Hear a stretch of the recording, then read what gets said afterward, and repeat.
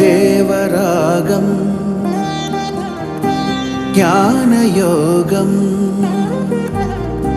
వ్యాసపీఠం బహువేదశాస్త్రం బోధామృతహిత శ్రీమన్నారాయణం శివగౌరీ సంభాషిత సకల పురాణం అష్టాక్షరి పంచాక్షరి మంత్రావరణం అఖిల దేవతా సంస్తుతి పారాయణం జయమంగళకరమీ ప్రవచన శ్రవణం అనుదినము శుభము సుఖము జీవన గమనం దేవరాగం జ్ఞానయోగం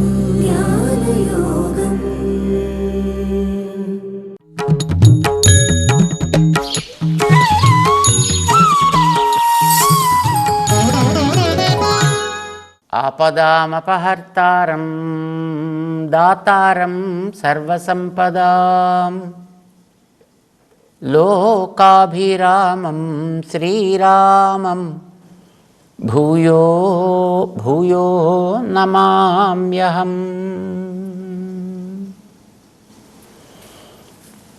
జై శ్రీమన్నారాయణ. ప్రియ భగవద్బంధులారా,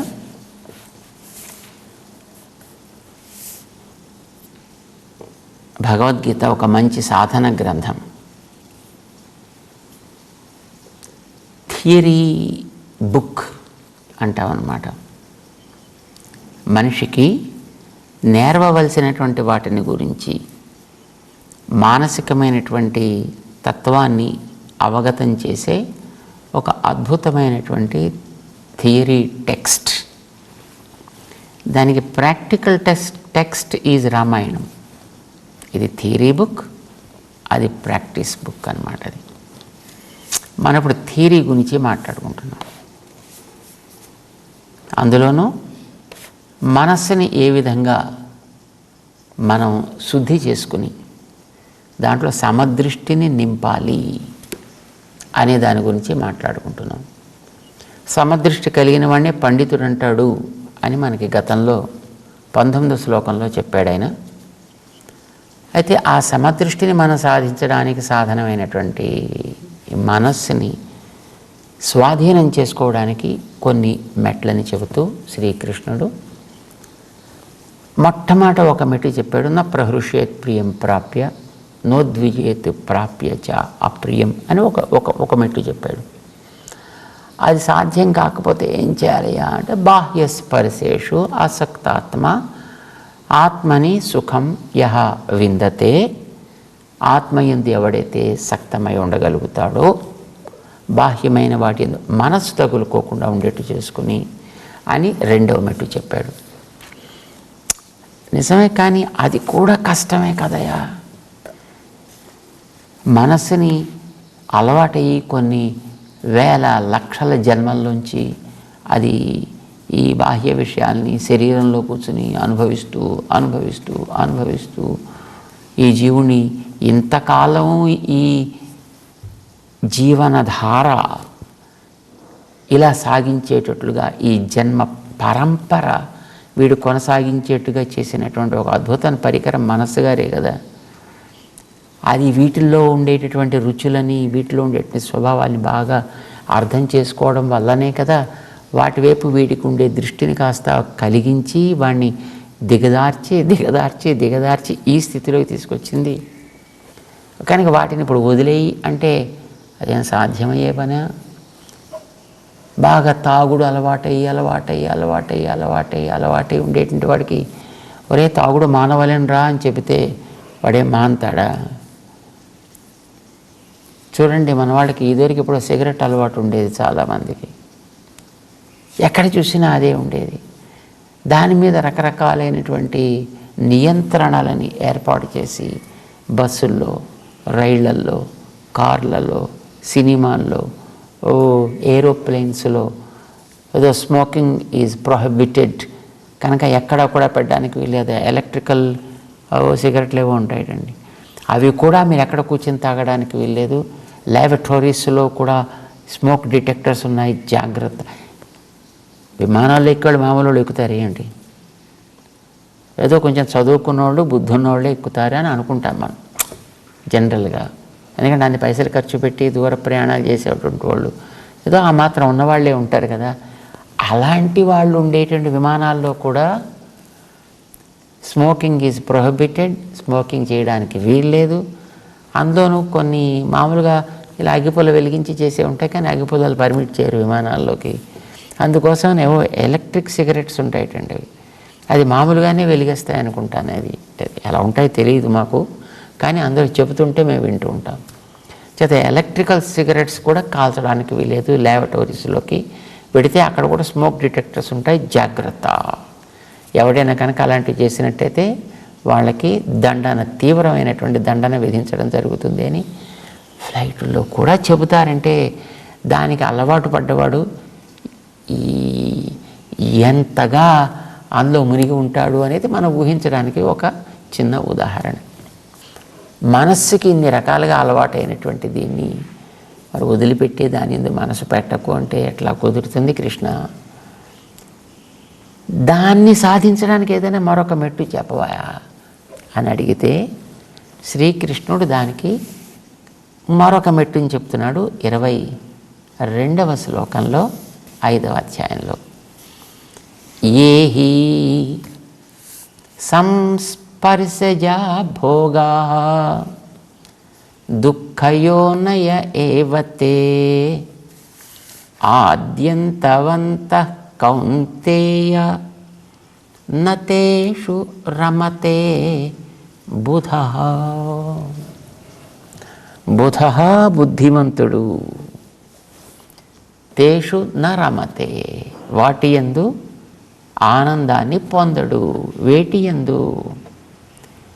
ఏవి తాత్కాలికమైనటువంటి సుఖాన్ని మాత్రమే ఇస్తూ పర్యవసానం దుఃఖాన్ని కలిగిస్తాయో అలాంటి వాటిల్లో వాడెప్పుడు కూడా రుచిని పొందడు, ఆనందాన్ని పొందడు, వాటికేసి పోడు. ఆద్యంతవంతః అంటే ఆదివంతః అంతవంతః అంటే ఒకనాడు అది ఆరంభమవుతుంది, మొదలవుతుంది, ఒకనాడు అది తప్పనిసరిగా క్షీణించి నశించి తీరుతుంది. అలాంటి వాటిల్లో వీడు తగులుకోడు. ఏమి చేస్తాయి అవి? ఎందుకు తగులుకోడు? ఒక పండు ఒకనాడు పుట్టింది, ఆ పండు ఒకనాడు పోతుంది కనుక అది ఆదివంతము అంతవంతము కూడా. మరి పండు తినరా? పండ్లని ఆస్వాదించరా అంటే ఎస్, పండ్లని ఆస్వాదించాలి. ఆది ఉంది, అంతము ఉంది, కానీ అది మనిషిని అనారోగ్యపరిచేది కాదు, నాశనం చేసేది కాదు, అది ఆత్మకి బంధకము కాదు. కనుక అవి తినచ్చు. మరి వేటిని తినకూడదు? ఏవి దుఃఖయోనయ, ఏది నీకు రోగాన్ని కలిగిస్తాయో, ఏది నేను దుఃఖంలోకి ముంచెత్తుతాయో అట్లాంటి వాటి జోలికి పోకు. చింతకాయలు బాగుంటాయి, చింత చిగురు కూడా భలే బాగుంటుంది, దాని మీద ఎన్నెన్నో రకరకాలైనటువంటి పాటలు ఉన్నాయి. చింతకాయ చక్కగా పచ్చడి చేస్తే మరీ బాగుంటుంది, కానీ అది తినగానే ముక్కు గొంతుక ఇవన్నీ కూడా మొత్తం పాడైపోయి వాడికి జలుబు చేసి జ్వరం వచ్చి నానా రకాల అనారోగ్యం వచ్చే ప్రమాదం కూడా ఉంటుంది. అది మంచిదే, కానీ దాన్ని సంస్కరించవలసినటువంటి క్రమం ఏదో తెలిసి అట్లాగా సంస్కరించకుండా కనుక బాగుంది కదా అని వాడు దాన్ని కనుక తీసుకున్నట్టయితే అది దుఃఖయోని అవుతుంది, దుఃఖాన్ని కలిగించేది అవుతుంది. ఉదాహరణ కోసం మనం చెప్పుకుంటున్నాం. బట్ ఇట్లాంటి ప్రపంచంలో మన చుట్టూ ఉండేటటువంటివి మన శరీరానికి, కంటికి, ముక్కుకి, నాలుకకి, చెవులకి పైకి ఇంపుగా కనిపించి పర్యవసానం దుఃఖంలోకి ముంచెత్తే ఉంటాయి. అలాంటి వాటికి జోలికి పోకూడదు. వాటిని తామసాలంటారు. మనకి కొంచెం పైకి వెళ్ళిన తర్వాత 3వ షట్కంలోకి వెళ్ళిన తర్వాత చెప్తాడు కృష్ణుడు. అగ్రే మొట్టమొదట్లో పైకి చూస్తే అవివో అద్భుతమైనటువంటి రుచి కలిగినటువంటిగా ఆనందాన్ని ఇచ్చేవిగా ఉంటాయి. కానీ పర్యవసానం చూస్తే విషాన్ని కలిగిస్తాయి అవి. అలాంటివి ఎప్పుడు కూడా తామసాలు అంటారు కనుక వాటి జోలికి పోవద్దాయా అని చెప్పాడు ఆయన. అంటే బాగుపడాలనుకుంటే అలాంటి వాటిని దూరంగా పెట్టమన్నాడు ఆయన. వస్తువులని అన్నిటిని దూరంగా పెట్టమనిలే, కానీ ఏవి దుఃఖయోనయ, ఏవి దుఃఖానికి కారణాలు అవుతాయో అలాంటి వాటిని దూరంగా పెట్టండి. అయితే అవి ఏవి అంటే ఏహి సంస్పర్శజా భోగా. సంస్పర్శజములు అంటే మనకి స్పృశించడం వల్ల అవి ఆనందాన్ని కలిగిస్తాయి. ఏదో కూర్చున్నప్పుడు ఆసనం ఉందనుకోండి, చక్కగా మెత్తగా ఉంటే అది స్పర్శ వల్ల సుఖాన్ని కలిగించింది.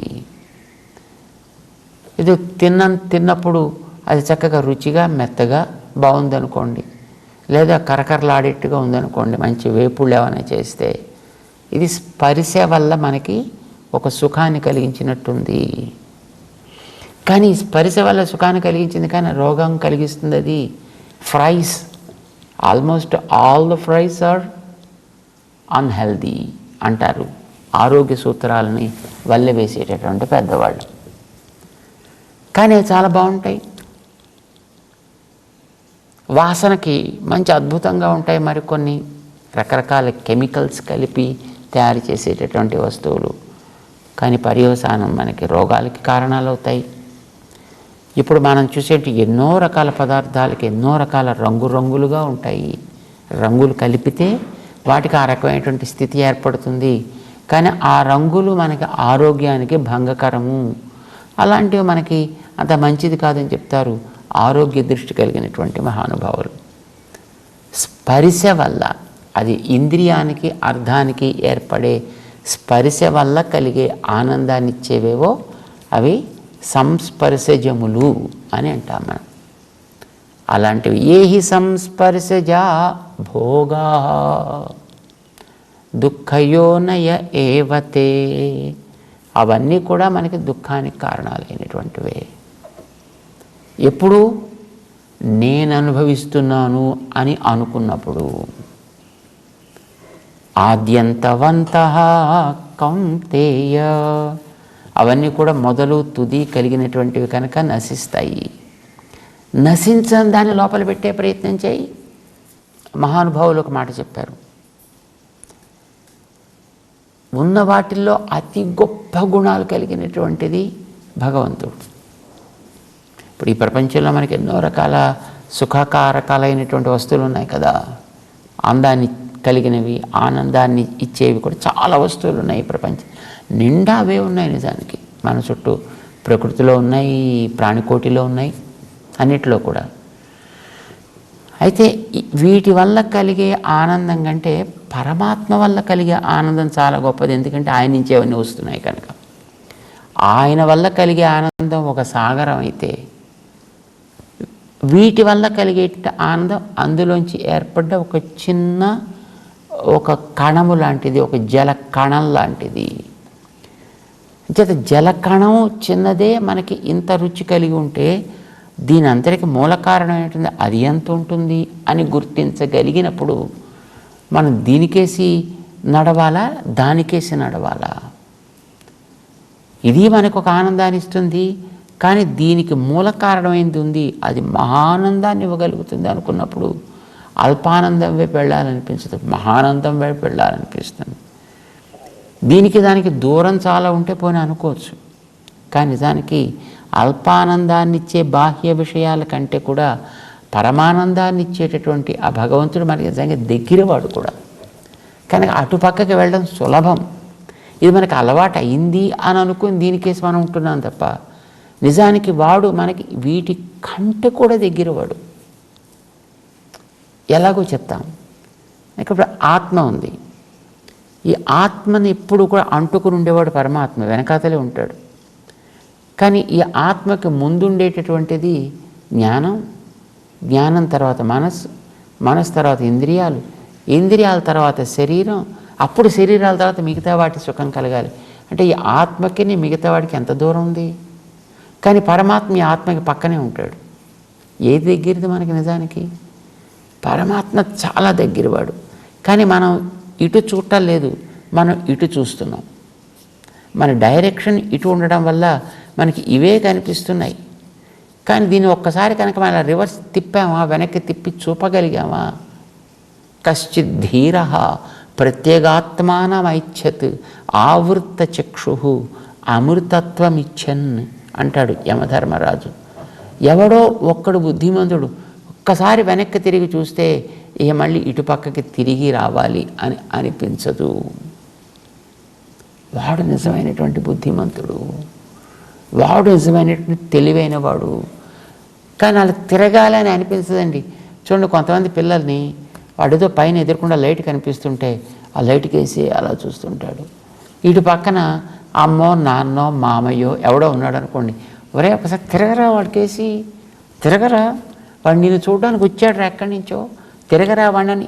ఈ బుర్ర ఎంత తిప్పుతున్నా వాడు ఆ ఎదురుకుండా కనిపించే అతి కాంతివంతమైనటువంటిదో అతి తీవ్రమైనటువంటి వర్ణంతో రంగులతోటి ఉండేటటువంటి వస్తువును వాడు దాన్ని అలా ఇంత కళ్ళు చేసి చూస్తుంటాడు. వీడికేసి అంత బుర్ర తిప్పినా వీడికి తిరగాలనిపించదండి. అట్లాగా మనకి వీటి అందే దృష్టి ఉండడం చేత మన పక్కనే ఉన్నప్పటికీ కూడా పరమాత్మని గురించి మనం గుర్తించలేకపోతున్నాం. ఆంజనేయ స్వామి సీతమ్మను వెతకడానికి లంకలోకి వెళ్ళాడు. పాపం వెతికాడు వెతికాడు వెతికాడు, ఆల్మోస్ట్ తెల్లవారేటంత వరకు వెతుకుతూనే ఉన్నాడు ఆయన. చీకటి పడ్డప్పుడు ప్రారంభం చేశాడు ఆయన, తెల్లవారేదాకా వెతుకుతూనే ఉన్నాడు ఆయన. ఎక్కడా సీతమ్మ కనిపించలే. దిగులు పడిపోయాడు ఆయన, ఆత్మహత్య చేసుకుందాం అనుకున్నాడు. అంతవరకు వెళ్ళిపోయాడు ఆయన. కానీ నిజానికి ఆ గోడ పక్కకి తిరిగితేనే అశోక వాటిక ఉంది, కానీ అటుపక్కకి అప్పటిదాకా చూడలేదు. ఇటు పక్కకి తిరిగాడు, మొత్తం ఈ ఉండేవన్నీ మొత్తం తిరిగాడు. ఒక్క 4 ఇంచులు కూడా తను చూడకుండా వదలలేదు అన్నంత గట్టిగా తను చెప్పగలిగాడు అన్నమాట. చతురంగుళ మాత్రోపి, ఒక్క 4 అంగుళాలు కూడా నేను వదలలేదు కదా, కనిపించలేదే సీత అని అనుకున్నాడు. పాపం చాలా దిగులు పడిపోయాడు ఆయన. బుద్ధిమంతుడు, బుధ అయ్యాడు ఆయన. కనుక ఒక్కసారి కశ్చిత్ ధీర ప్రత్యేగాత్మానమైచ్చత్ అన్నట్టుగా అతను మంచి ధీమంతుడు కనుక, బుద్ధిమంతుడు కనుక ఒక్కసారి అటు పక్కకి తిరిగాడు ఇలాగా. వెంటనే అక్కడ ఏదో కనిపించింది. అరే, ఏదో కొత్త వానల్లా ఉంది, అన్నీ చూశాను అనుకున్నా, ఇంత వాన ఉంది ఇక్కడ, దీన్ని నేను ఎందుకు ఎలా కోల్పోయాను, నేను ఎలా మిస్ అయిపోయాను అనుకున్నాడు. వెంటనే లోపలికి వెళ్ళాడు, సీతమ్మని చూడగలిగాడు తెల్లవారే లోపల పక్కనే. ఇది మన గతి. అయితే బుద్ధిమంతుడు కనుక హనుమంతుడికి దొరికింది సీతమ్మ, మనకి పక్కనే ఉన్న పరమాత్మ దొరకటం లేదు. బికాస్ మనం అటుపక్క తిరగట్లేదు కనుక. ఇటు పక్కనికి తిరిగి మనం వీటితోటే ఆనందం అనుకుంటున్నాం. అందుకోసం మనవాడు చెప్పారు, పరమాత్మని యో రక్త విరక్త అపరమాత్మని. నైనా ఆ పక్కన ఉన్నాడయా, అది గొప్ప రుచి, అది పెద్ద సాగరం లాంటిది కనుక కొంచెం అటు పక్కకి తిరిగి అట్లాగా. ఒకసారి నీకు దాని మీద రుచిక ఏర్పడ్డది అని అంటే ఇక నీకు వదలబుద్ధి అవ్వదయా, మళ్ళీ వీటి యందు నీకు తగులుకోవాలని అనిపించదు. అయితే ఏది మొదలు? వీటిని వదిలి అటు వెళ్ళాలా, లేదా అటు వెళ్ళి వీటిని వదలాలా? సామాన్యంగా చాలామంది ఏం చెప్తారంటే, ఇవన్నీ పోవాలి, ఇవన్నీ వదలాలి, బాధ్యతలన్నీ తీరాలి, అప్పుడు నేను భగవంతుడి దగ్గరికి వెళ్ళాలి. ఈ పాడు బతుకులో బాధ్యత తీరడం అనేది అసలు ఎప్పుడైనా ఉంటుందా? ఉండనే ఉండదు. ఏదో ఈ పని అయిపోయిన తర్వాత దాంట్లోకి పెడతానండి. ఏదో పిల్లలు పెరిగి పెద్దవాళ్ళు అయిపోయిన తర్వాత అప్పుడు నేను చక్కగా దేవుణ్ణి తలుస్తానండి. లేదు పిల్లలకి కాలేజెస్లోకి వెళ్ళిపోయిన తర్వాత నాకు ఫ్రీ టైం దొరుకుతుందండి. లేదు పిల్లలకి పెళ్ళిళ్ళు అయిపోయిన తర్వాత నేను చక్కగా దేవుడి సేవ చేస్తానండి. పిల్లలకి పెళ్ళిళ్ళు అవుతాయి, ఆ తర్వాత వాళ్ళకి పిల్లలు పుడతారు, వాళ్ళు పెరిగి పెద్దవాళ్ళు అవుతారు, మళ్ళీ వాళ్ళకి పెళ్ళిళ్ళు చేయాల్సి వస్తుంది, మళ్ళీ తర్వాత వాళ్ళకి పిల్లలు పుడతారు. అప్పటిదాకా పాపం వీడికి బాధ్యతల మీద బాధ్యతలు. కొంతమందిని మేము చాలా పెద్దవాళ్ళని చూసామండి, రిటైర్డ్ పర్సన్స్. ఏమయ్యా రిటైర్ అయిపోయావు కదా, నీకు వేరే బాధ్యతలు లేవు కదా, చక్కగా వచ్చావయ్యా దేవుడి దగ్గరికి, ఇక్కడ మంచి పని చేసుకుందాం ఇక్కడ అని అంటే కొన్ని కొత్త బాధ్యతలు ఏర్పడ్డాయండి. ఏడు కొత్త బాధ్యతలు అంటే మన వాళ్ళకి పిల్లలు పుట్టారండి, వాళ్ళ కేర్ టేక్ చేయాల్సి వస్తుందండి ఇప్పుడు ప్రస్తుతానికి. నేను అంటే ఓరి నీళ్ళు బంగారంగాను మన వాళ్ళకి కేర్ టేక్ చేయడం, మన వాళ్ళ పిల్లలకి కేర్ టేక్ చేసే బాధ్యత నీకెందుకురా నాయన? లేదండి పాపా మనవడు వాడి భార్య ఇద్దరు ఉద్యోగాలు చేసుకుంటారండి. వాళ్ళు ఉద్యోగాలు చేసుకోవడం కోసమని ఇంత వయసు వచ్చినటువంటి నిన్ను, నీ బతుకుని వాళ్ళు దాన్ని తీసుకెళ్ళి ముడిపెట్టాలా వాళ్ళకి? నువ్వు ఎలాగో ఇంతవరకు వచ్చావు, ఈవేళ రేపో గుట్టుకుమంటావు. ఆ గుట్టుక్కుమని లోపల చక్కగా దేవుడి నామం తలుచుకుంటూ గుట్టుక్కుమనరా నాయన. ఆ పిల్లలో తగులుకుని మళ్ళీ నువ్వెందుకు? నీ యందు నిజంగా ప్రేమ కలిగిన వాళ్ళైతే ఇంతవరకు నువ్వు వాళ్ళని సాకి ఇంత వాళ్ళుగా వాళ్ళని చేసిన తర్వాత కనీసం ఇప్పుడైనా నీకు వాళ్ళు ఫ్రీడమ్ ఇవ్వకపోతే వాళ్ళేమి సంతానం, వాళ్ళకేమి ప్రేమలు? వాళ్ళని పట్టుకొని నువ్వు పాకులాడి వాళ్ళతో తగులుకుని నీ జీవితాన్ని భ్రష్టు పట్టించుకోవడం ఎందుకు బాబు? కానీ ఇది మనసుకి ఎక్కడం చాలా కష్టం అండి, రుచించడం అంతకంటే కష్టం అండి. ఎందుకనంటే అదే మనకి బతుకు అనుకుంటూ మనం పెరిగాం ఇంతవరకు కూడా. నతేషు రమతే బుధ, బుద్ధిమంతుడైన వాడు కనుక ఆలోచించుకోగలిగితే వాటికి అంతం అనేది ఉండదు. అవన్నీ కూడా ఆద్యంతవంత కౌంతేయ, మళ్ళీ వాడికొక ఆది వస్తుంది, మళ్ళీ వాడికొక అంతం వస్తుంది.